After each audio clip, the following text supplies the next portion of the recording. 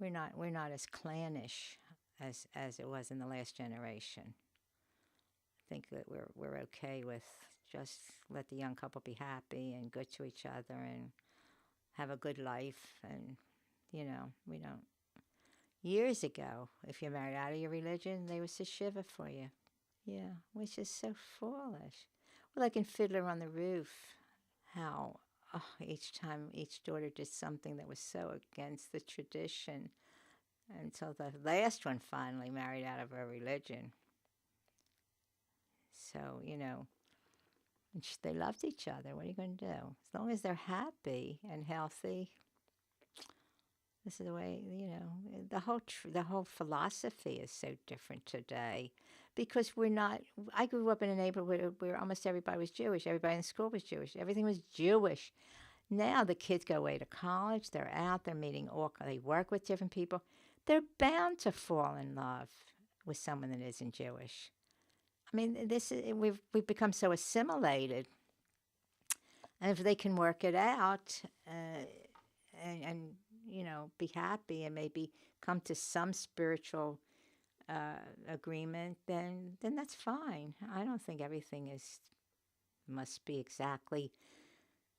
Actually, the golden rule, and the Ten Commandments, what could be better than that? You know, if you follow the golden rule, you live by the Ten Commandments, you're a good person. I don't go to synagogue and pray for atonement. If I've done something wrong, I'd rather go back to the person than to sit in synagogue and say, forgive me for this sin or forgive me.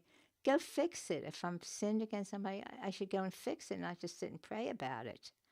They don't know I'm praying about. If I cheated somebody in business or something, fix it. Don't just sit in synagogue and pray. So I'm not into organized religion.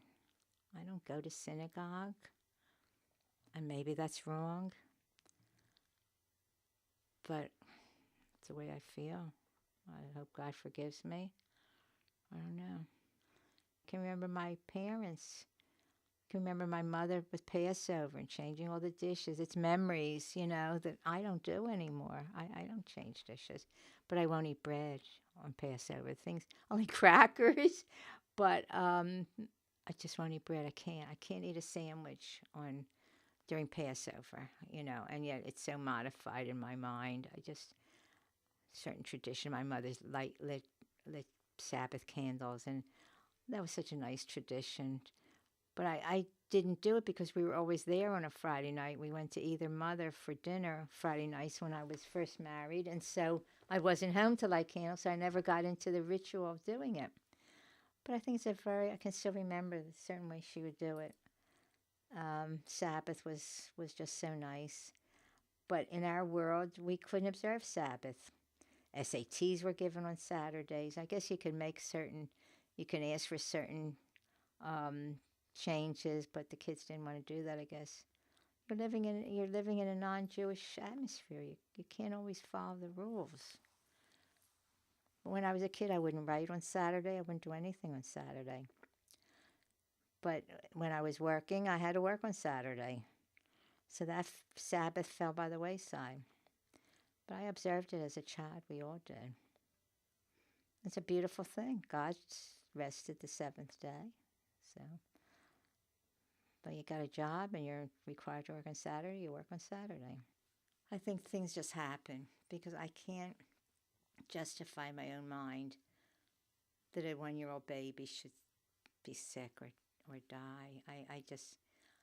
I don't know. God is omnipotent, but I don't think He directs everything.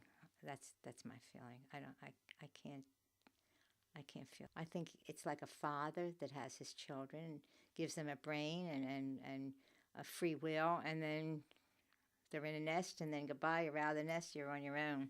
And I guess this is more or less how I feel. I gave you free will, and now you do with it what you think best, and I can't interfere. I could be 150% wrong, but that's my feeling. Some people blame God. Oh, why did God do this to me? I don't feel that way. I think it just happens.